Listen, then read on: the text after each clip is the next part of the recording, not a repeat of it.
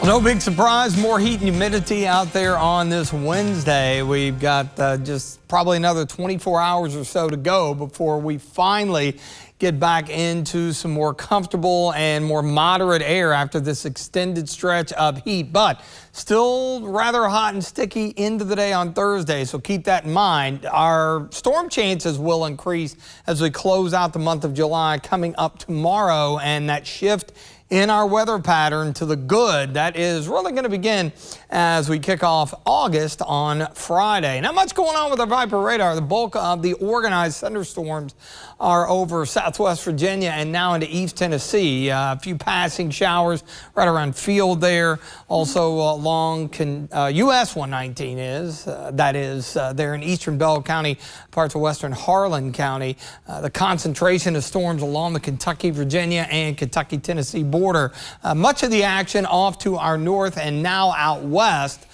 Strong line of storms moved through Chicagoland earlier this afternoon, now moving into parts of southern Michigan, northern Indiana. And this line developing southwest of St. Louis, moving southeastward. Got a few severe thunderstorm warnings that may actually run into far western Kentucky. That's ahead of that area of low pressure that will help fuel some of those storms rolling into tomorrow here in the Bluegrass. 90 in Mount Sterling in front of the Montgomery County Courthouse. Feels like 97. Looking at Jackson County near McKee, good bit of sunshine there, 86. So when you think back to the last few days, temperatures are pretty comparable to what we have seen of late. Upper 80s, low 90s. You throw in dew points into the low 70s. And the end result, most locations staying below the 100-degree mark. So that's a bonus, but just given the prolonged stretch of unseasonably hot air, the heat advisory, that's going to continue until 8 p.m. this evening. It's been in effect since this past weekend because of the consistent heat that we've been dealing with, not only here in the Bluegrass, but through much of the Ohio and Tennessee Valley out to the west. Nothing they can't handle. 100, 102. It's better than the 105 to 110 that we had a little bit earlier in the week. Area of low pressure on the move, and that's going to help drag that frontal boundary through the area later tomorrow. Until then, fairly quiet. Can't rule out an isolated storm or two. Maybe early tomorrow morning. I think mainly dry during the overnight. We start out low 70s. And our futurecast not overly impressed with the coverage of the storms tomorrow. And with that, that's going to allow, again, I think temperatures to reach the upper 80s to around 90. We'll begin to back it down as the drier air comes in.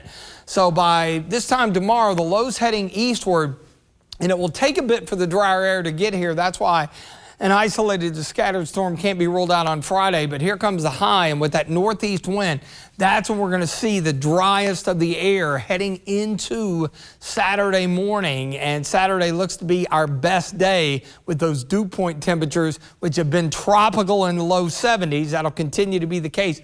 Look at how they back off a little bit by tomorrow afternoon, but you're really going to feel it into Friday and especially Saturday morning. It's going to be really, really comfortable. Outdoor plans, Saturday's your day because it will not be overly muggy. Advertise 87. We're going to stay below the curve all the way into the early part of next week. There will be some moisture that will return, some upper level energy north of a surface low down to our south. That should help fuel at least a few scattered showers and storms, mainly afternoon driven Sunday, Monday, and possibly into the mid part of next week. So fairly quiet overnight. I think mainly clear, warm, muggy, 72 coming up tomorrow. Last day of it officially. Hot and humid, upper 80s to around 90. Few scattered afternoon storms, extended forecast. Look at that drop off in temperatures on Friday. 81 to begin August.